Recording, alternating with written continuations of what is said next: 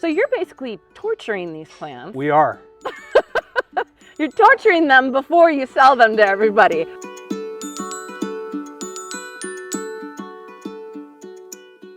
Hi everyone, Janie here. Welcome back. I took a little trip down to San Diego today. It is such a quick trip, such a kind of spur of the moment type of thing, but I am here in actually Fallbrook, California, which is just north of San Diego. It's kind of like in the hills of San Diego, and I am at Premier Color Nursery, which is a fabulous grower, and of course they're a grower of proven winners. So I wanted to come here because this past season Premier Color Nursery had kind of like a proven winners open house where they had a whole bunch of independent garden centers come here and kind of see the process, see the behind the scenes, see how they grow their plants, because how they grow their plants is super, super interesting. I'll show you all in a little bit. But I felt left out. I wanted to go to the open house and I didn't even know about it. So I, talked to Proven Winners and I talked to Premier to see if I could come down and film a video, and they said yes. So I will introduce you to Eric in just a second. He's gonna take us around. He is like the OG here. He knows all the ins and outs of this nursery. At the same time, Jason has been sending me some video of stuff that he's doing back at home. So I'll give you guys a couple little clips of what Jason has going on back at the property. But right now, let me introduce you to Eric. Andy's the plant geek. Yeah. Morgan's the rookie. Yeah. I'm the producer. You're the producer. Yeah. Everybody, I would like you to meet the producer of Premier Color Nursery. This is Eric Jones. Hi, Eric. Hi, Janie. Hello, everyone. Thank you for letting us be here today. Oh, welcome. Are you going to give us, so you're going to give us a little bit of a behind the scenes? I am. I'll show you the nuts and bolts of seeds, cuttings, production, to growing the product in the field, what we do that's particular to us, and we'll finish at the loading dock. Awesome. So Premier's been going since what, 1991? Yeah, is that 1991. Right? And then we were talking a little bit just inside about what makes you guys really special, and it's the way that you grow your plants. So first off, do you grow mostly annuals or is it perennials? We grow annuals, perennials, specialty color. I'm sorry, just right behind you. It's like, check it out. Yeah.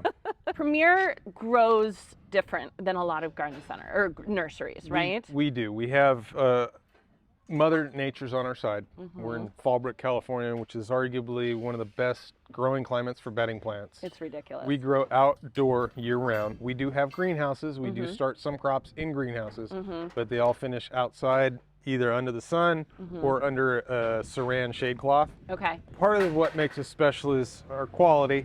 Right. But our quality is the last thing in the process. What gets to that quality, I think, is probably what helps us.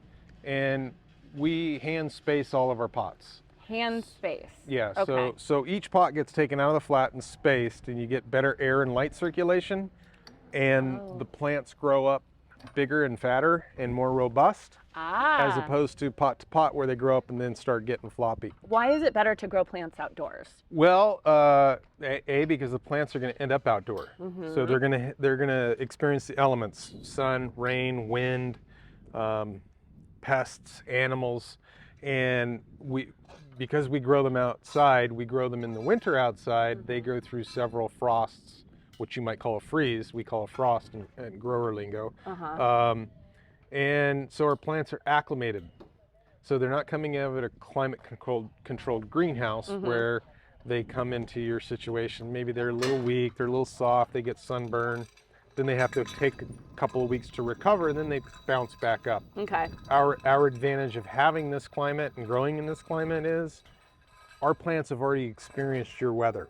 Even though we're 100 miles away or 1,000 miles away, the plants are acclimated to your environment. Right. Maybe not the exact degree, but we've had a week in Fallbrook probably 18, 20 years ago where our lows were in the high teens. What?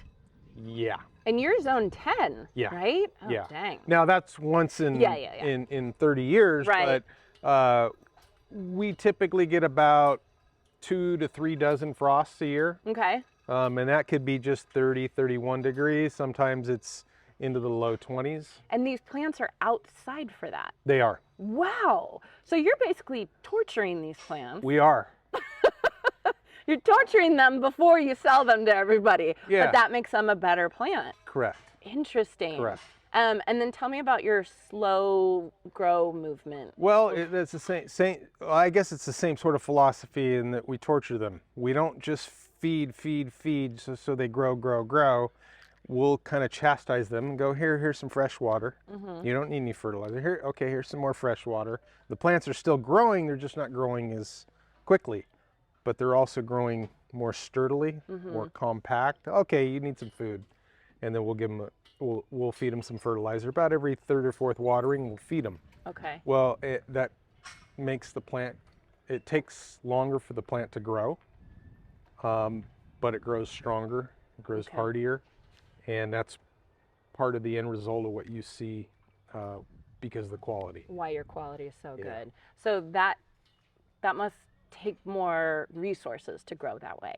Like it must be harder to grow that way. It does. Okay. Well, between growing it that way, spacing all the pots in the field, even when we get down to the propagation, the acclimation area, we pinch a lot of our plants, which slows the plant's growth down because it gives it better basal branching. Right. But it also takes labor to go through and pinch that. We don't have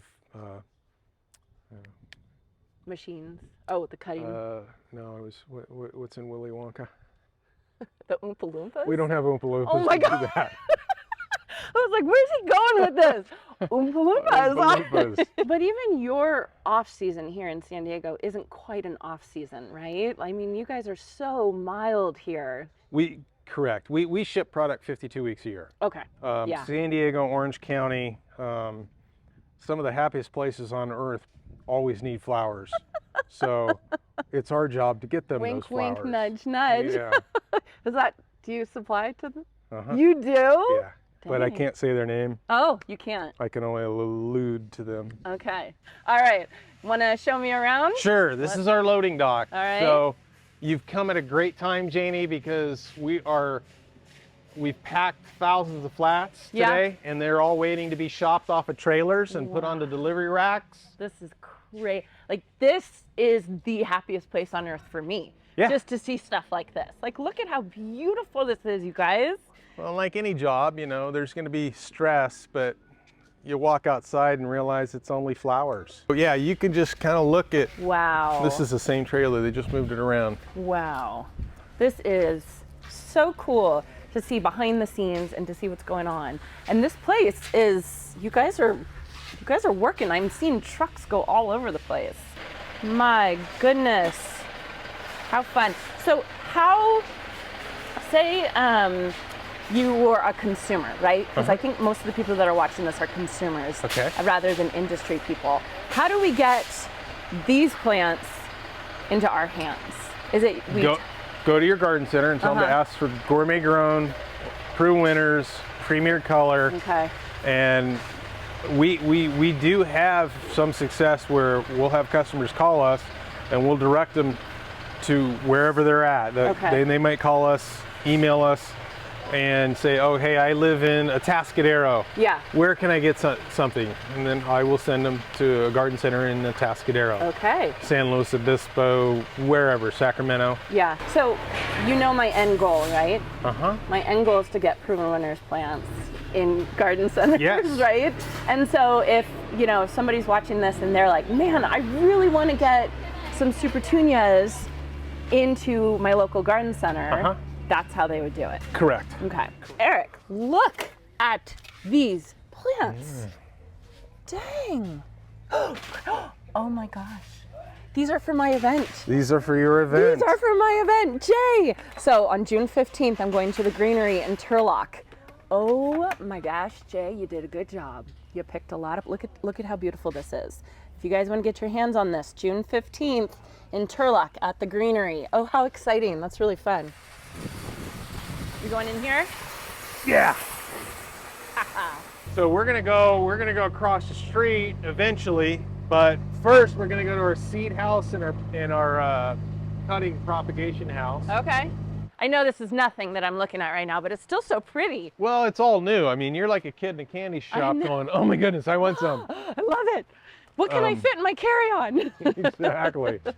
So this is our cutting propagation. It's relatively empty right now, but if you were to come in here in February and March, all of these tables are full of product. Wow. So we bring in cuttings from all over the world and we stick them in these trays to root. Most of this stuff comes either from Mexico, Costa Rica, El Salvador. Some of it comes from Israel. Some of it comes from Africa. Jeez. Yes. Comes from basically all over the world. All right, next stop. This is seed propagation. Seed propagation. Interesting. So what do you guys grow from seed? Well, you're going to show me. Pretty much everything we can. Is it easier to grow it from seed? No, certain crops are just naturally easier to grow from seed. Oh my God, it smells so good in here. It smells like the garden. The soil. Soil. Yes. Yeah, so some crops will sow directly into the pot and will grow on from there. And some will sow into these plug trays. Oh, yeah? And then those plug trays will get moved over to our acclimation house like the cuttings will. Okay. They get toned, expose the elements out of the climate controlled greenhouse into the elements for a week or two, and then they get potted on our planting line. So we'll feed the plug tray onto this belt. The belt pushes the plug tray through. Soil comes up, gets filled into these plug trays. So in theory, we'll have soil coming through here and filling these. Yeah. They'll come into the other side. So they're going into the seed house. Yep. Oh my gosh, look at this. The soil will get brushed off from here if there's excess soil. It gets pushed through, then the soil gets a dibble with this dibbler. So this is instead of taking your finger and going like that a million times. Exactly. Oh, look at that. So it would dibble the soil. And then you would have a bunch of seed in here, whatever he's sowing. Uh-huh. And then it would plant a seed in each little cell here. It does one in each. Yep. Whoa. And then if we're going to cover it with vermiculite, we'll cover the seed with vermiculite. Not everything gets covered with vermiculite, but depends on some what items it is. do. So this is all the vermiculite. Yep, right over here. Which is like a, how do you describe it? Oh, look at that. Puffed volcanic rock. Something like that. It's really spongy. You know, it's really spongy, so it holds moisture in. So it'll just keep And then it moist. Oh as it comes out, then it gets watered. How cool. You guys, what? This takes me like hours to do at home by hand. When our owner started, it would take him hours. He would sow seed into mud flats and grow crops on from mud flats. And then once they got up to a certain size, he'd break them apart and put 49 plants in a mud flat and then grow them on, and then they would pot them. Oh my gosh. So this just makes it that much easier. Oh, how cool. So as crops come out of the cutting house or the seed house and need to be acclimated, we bring them in here. We lay them on the ground, we put seed items with seed items, cutting items with cutting items, and we tone them. We acclimate them here for a week, 2-3 weeks. Okay. And then on certain crops, we'll pinch them to give them better basal branching. We do that here. Interesting. And then as crops are ready to be potted on our planting line, which will be our next stop, they get staged on these racks. So this is our production for the week, are all these trays that are on racks. Jeez. I mean, this is so many. So what is this called? This is called the acclimation house. Acclimation house. And so you're just giving these plants a chance to go from inside to exposed to the elements. This is our planting line, potting line. Potting line. Wow, look at that big machine. So all the pots are back there, the soil's over here. So we load the soil in this machine. It loads it into this mixer, mixes up the soil just so it's kind of broken apart, shoots it up the hopper, and then it drops it into the pots that get fed from the backside of this. So it's kind of like the little the The seed trays. seed tray, only Just- now it's in pots. Interesting. And then I see Tag City behind you. Oh, this is a library and a half. So This is incredible. these are all the little tags, but if you come over here, I'll walk you through here, and you can just kind of see the library Oh my God, I love this. of labels. Oh my goodness. So it's green because So there's green, what do you call that? Corrugated. Corrugated plastic. Yeah. So that's why there's a green tinge. But So, and it's oh my goodness. Blockbuster organization. It's loosely alphabetical. So you remember going to Blockbuster before Netflix? I do actually. This is kind of how everything is organized. I should Loose say- alphabetical I should order. say no, I don't remember, and then everyone will think I'm super young. You can see these gutters where all the water is going. yeah. So you can see the little French drain rolling into the gutter. Yeah. All of this water gets captured, And reused. and then we treat it, and then we reuse it. Oh my gosh. Yeah. So It's so interesting because I've seen stuff like this indoor greenhouses, yes. but to see it happening outdoors is like, dang. Well, our owner is very forward thinking. Oh my gosh, look at this. Look at this. What is this? Those are dahlias. Wow, look at that. Yeah, so those are 1 gallon containers. Wow, that is beautiful. Green Acres, get those. Order those. So this is what you're talking about. Oh, is this the hand spacing? They're actually packing orders right now. Oh, You can see the result of hand spacing. yes. So each pot is spaced. That's because we space them by hand. Can you guys see that? How far apart these pots are? If not, we'll get up close so you can see it. Let's get up. You like tangy fruit? Yeah. Is it kumquat or something? Yep, one of my favorites.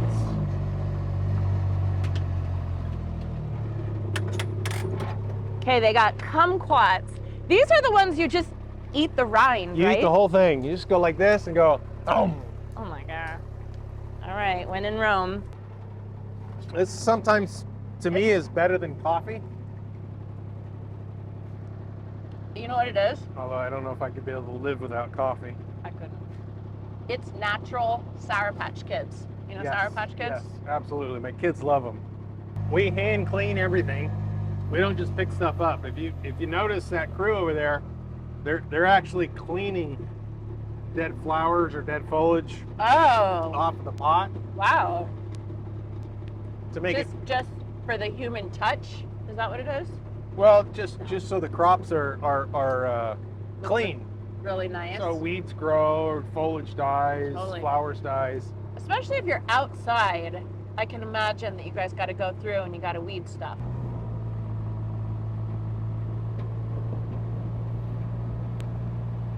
Okay, this is the most beautiful growing facility I've seen. Look at this. This is the That- most beautiful. That's just kind of a reflection. We actually encourage our customers to visit other growers and then come to us. Just to see the difference. Yeah. Like- Okay, so you can see that each pot is spaced. So we hand space crops as they start filling in the pot. We space them by hand, which adds to the cost. But Yeah. what you get is a plant that has better basal branching. Uh-huh. It fills in, as opposed to growing pot tight where it grows up like this. We've all seen that. It Yep. grows more naturally. How it's going to Interesting. grow for you in your garden. Look at this plant, right? This plant is stretched out over the sides, and the only way that it can do that is because it has space to grow. Yeah. That's 'cause super interesting. if it were grown pot tight, It'd be going up. it would be going up, and then you'd take it out of the pot and would kind of flop over Yeah. and be Yeah. kind of stringy. Yeah, and it'd take a while. I mean, it'd be fine. It would just Yeah. take a while to get acclimated, right? Correct. Eric, this view. I mean, 360. this is ridiculous. Yeah. I'm listening to you, I swear, but I'm also. Oh yeah, no, that's so you got Camp Pendleton Mountains in the distance. Wow. You can't see it, but somewhere over there on a clear day, it's a little hazy.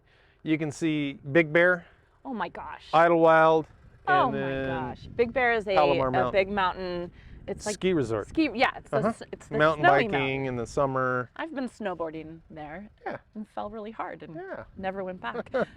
So look at We won't talk about that. Look at all these greenhouses over here. I mean, well, they're not greenhouses, shade houses, I should Well, say. greenhouses and shade houses. Interesting. This place is huge.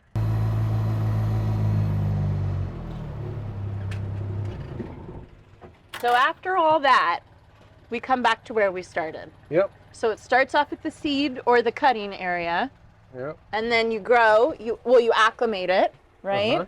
You put it out. You Yep. tone it, Yep. right? And you grow it on. Make sure it's nice and spaced. Keep it nice and clean, and then it finally comes up here To the loading dock. to the loading dock.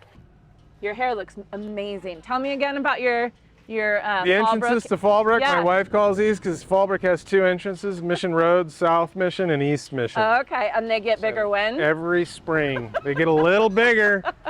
Thank you, Caltrans. Thank you, Caltrans. Yeah. All right, so what'd you call that? The 5-cent tour? That was a nickel tour. That was the nickel tour, and we're back here with these beautiful, beautiful plants. I have to say, this was awesome. Good. Well, thank you. Thank you for taking the time to let us go behind the scenes and see all this kind of stuff. You're welcome. Because the plant nerds like myself, and probably most of you watching this is the type of stuff we want to see. We want to see where these plants come from. Like, it's just so cool. So, huge thank you, Eric. I You're really welcome. appreciate it. So when you guys are at the garden centers, obviously you're going to look for proven winners, but you're also going to look for these tags right here, the ones that say Gourmet Grown right there. If you see those, that means Eric's taking care of them and they're good plants. So huge, huge thank you. I really appreciate it. You're welcome. Thanks for coming out, Janie. Okay, I just have to say that was so much fun. I had the best morning at Premier Color Nursery with Eric and with Morgan. It was just a fantastic, fantastic day. And I got to see so many beautiful plants, but I am the crazy plant person that had to stop off on the side of a very busy road because of this bank of Matilaha poppies. Look at this. Oh my goodness. Oh, good. There's a lull in the traffic. Look at this, you guys. They are all over. So these are the fried egg poppies. I have 2 of these plants in my garden. But look at this. I've never seen this many in one spot. And they're just growing on the side of the road. It is absolutely incredible. So while I was with Eric having a ton of fun looking at the growing grounds, Jason has been so cute. He's been sending me clips of what he's been doing at the garden at home right now. So let me show you all some of those clips. Let's see what Jason's been up to while I've been away. Good morning, everybody. Welcome back to our garden. So today is going to be a hot day. It's going to be over 100 degrees, I think, the next 2 or 3 days. And then I don't think we drop below 94, 95 for another week or 10 days. So yeah, we got a hot stretch ahead of us. So I'm out here a little bit early, a little later than I wanted to be, but before it gets really hot anyway, and trying to get some projects done here. So you can see today behind me, this is what I'm going to be working on, is this this entryway checkerboard pattern with these pavers. You can see, we've got, gravel kind of keeps spilling onto the pavers and so forth. And so the job today is to try to rectify that situation. So you might remember when we first put the first checkerboard pattern down back in the greenhouse, we talked about getting mulch glue, and several the viewers said you should try it. It's water permeable. It would be really good, and so on and so forth. So we went and we bought this right here. This is this mulch glue. I think we just found it on Amazon. There's a few different brands, but this is the one that we ended up settling on. But as things go, since the greenhouse went in, we haven't got around to doing it yet. And now we have the greenhouse, we have this area here in the entryway. We also have some of the same type of rock that we have on the new patio that we put down where the hot tub is going to go. So we have quite a few things that we need to use this mulch glue for. The bummer is this little guy here.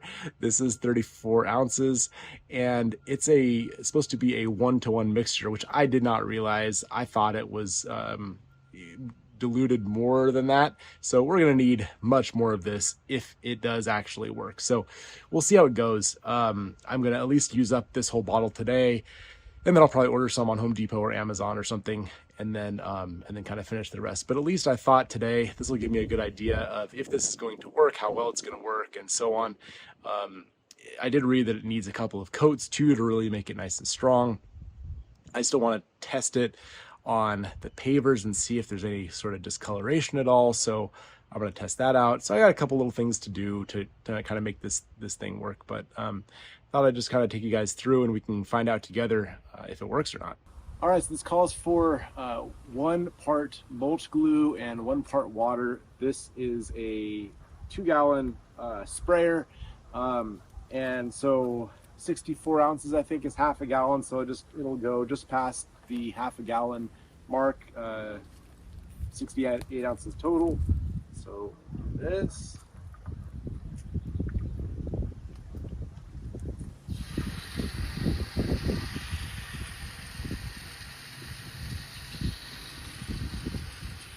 All right, so this is a leftover paver.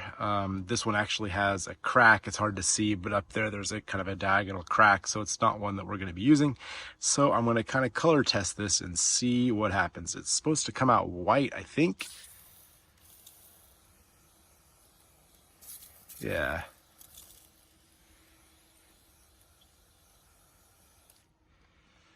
So you can definitely see, especially if I do a thicker coat, it does look white, but the reviews online said that once that dries, it dries clear. So I'm just curious to see if there will be a really noticeable difference between, this side of the paver and that side. And then while that dries, I'm gonna go get that front entryway area prepped. Okay, so before I just start spraying, I definitely want to clean up these rocks as much as possible. Just looking at this now, I'm not sure how well you can tell. There's definitely a big weed right there that needs to come out. There's a bigger rock right there. There are some, fallen petals from the star jasmine. I don't want to lock all of that stuff into the glue. I want to get rid of it if I can, as much of it as I can before I put this glue on. So we'll get that done first.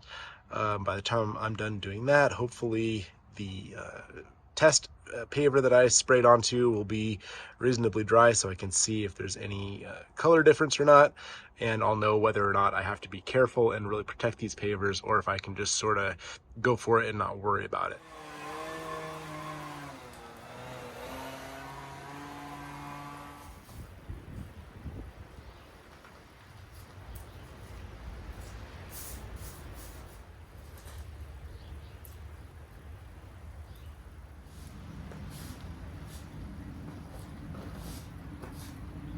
All right, so back to our test paver here. It's very hard to see on camera, and it's only been, I should say it's only been probably 20 or 30 minutes. So the water may not be totally dried yet. You can't really see a color difference, but what I actually notice is it's a little bit more like sparkly or glistening on the part that I sprayed, which kind of makes sense. So I don't know if that will go away after, a couple of days or not, but I kind of don't want to chance it, and I really don't want to wait a couple days to find out. So I have an idea. So this is my idea for preventing too much overspray on these pavers. It might be unnecessary anyway, but yeah, the idea is, this is a 12 by 12 box, just a cardboard box, and I cut the flaps off on the bottom side so that it will lay flat here, and these pavers are about 12 by 12, so it's a pretty decent fit. And if I can kind of just position that there, it'll prevent at least most of the overspray. We'll see how it works.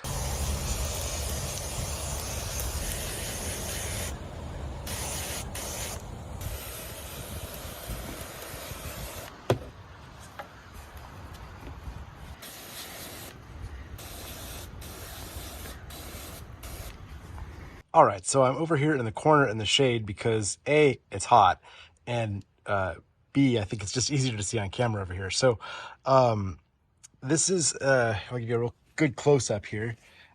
So if I see, it doesn't really, there's little pebble here, little, some loose ones, but for the most part, you've really got to push on it to dislodge stuff. So that's a good sign. I think it said on the directions it needs 2 to even 3 coats depending. And I wasn't sure how heavy of a coat to put on in the first place. I was just trying to give it just a good once over. But it seems to work. It's definitely going to be water permeable because there's plenty of gaps in there. That's not going to be an issue. And then, I walked on this, if you guys remember the tour at Bob Traverso's house from a couple of weeks or a few weeks back. I walked on his gravel that he had done this with, a little bit different type of gravel, but still it was solid. I mean, you were walking on that stuff and it was not budging. So I think another coat or 2 here and it's going to be really nice. Anyway, I think we'll call it a success. I'm definitely going to go inside and order a larger, I think they have up to 5-gallon containers of this stuff. I know they at least have gallon containers, but I think I saw a 5 or a 3-gallon container of it. And after I do a couple of coats here and a couple of coats in the backyard in the greenhouse, I'm sure I'm going to use all of that. So, if you guys have any questions about it, as time goes, it's supposed to last, 9 to 12 months, I think is what it said. And reviews online kind of vary a little bit as far as success with that. But, we're not going to get a lot of rain. It probably will last on the longer end of that, but we'll see. But anyway, so far so good. Yeah, let us know if you have any questions about it.